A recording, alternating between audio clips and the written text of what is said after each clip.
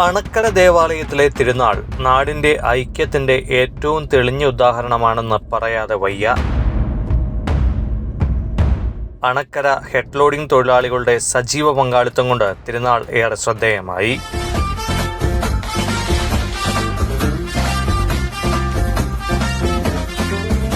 സാമൂഹിക മാധ്യമങ്ങളിൽ പോലും ഈ ഇടവകയും ഇവിടുത്തെ വേറിട്ട തിരുനാളും വൈറലാവുകയാണ്.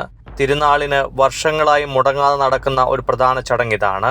തിരുനാൾ പ്രദക്ഷിണ ദിനത്തിൽ അണക്കര ടൗൺ കുരിശടിയിൽ പ്രസംഗത്തിന് ശേഷം തിരുസ്വരൂപങ്ങൾ ഭക്തിയാദരപൂർവ്വം പള്ളിയിലേക്ക് തിരികെ കൊണ്ടുപോകുന്നത് ലോഡിംഗ് തൊഴിലാളികളാണ്.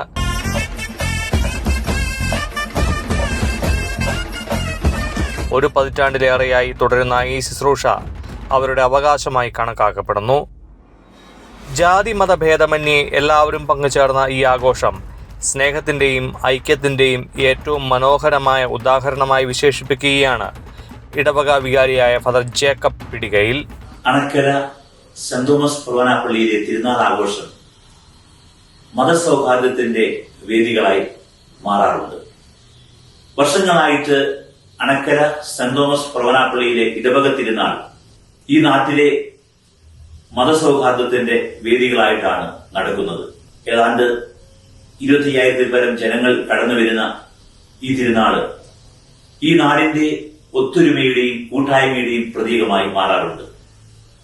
4 ദിവസം നീണ്ടു നിൽക്കുന്ന തിരുനാളിൽ 1-ാം ദിവസം നടക്കുന്ന വിശ്വാസ വിളംബര റാലി വിശുദ്ധരുടെ തിരുസ്വരൂപങ്ങൾ വഹിച്ചുകൊണ്ട് ഇടവകയിലെ വാർഡുകളിൽ കൂടിയൊക്കെ കടന്നു പോകുമ്പോൾ തിരുസ്വരൂപത്തെ വണങ്ങാൻ വഴിക്കവലുകളിൽ തിങ്ങിക്കൂടുന്ന ജനങ്ങളില് എല്ലാ മതവിഭാഗക്കാരും അക്രൈസ്തവരും ഉണ്ട് എന്നുള്ളതാണ് ഈ തിരുനാളിന്റെ പ്രത്യേകത.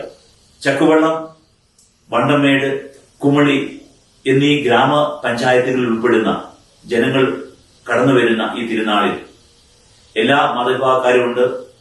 ഇനിയും ഇവിടെ നടക്കുന്ന തിരുനാൾ പ്രദർശനത്തിലും കഴിഞ്ഞെടുക്കുന്നതിലും ആഘോഷങ്ങളിലും ഈ പള്ളിയിലേക്ക് കടന്നു വരുന്ന ജനപ്രവാഹത്തിൽ ക്രൈസ്തവരും അക്രൈസ്തവരും എല്ലാ മതവിഭാഗക്കാരും ഈ തിരുനാളിൽ പങ്കെടുക്കുന്നു എന്നുള്ളത് ഏറെ പ്രസക്തമാണ്.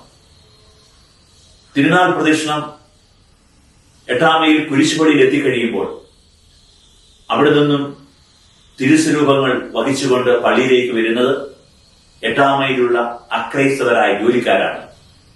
അവര് 7 ദിവസം നോമ്പ് നോക്കി തിരുസ്വരൂപം എടുക്കുന്നതിന് മുമ്പായിട്ട് പുഷ്പങ്ങൾ കൊണ്ട മാല തിരുസ്വരൂപങ്ങളിൽ ചാർത്തി തിരുസ്വരൂപത്തെ വണങ്ങിയ ശേഷമാണ് അവര് തിരുസ്വരൂപങ്ങൾ വഹിച്ചുകൊണ്ട് അവര് ഇടവക ദേവാലയത്തിലേക്ക് വരുന്നത്.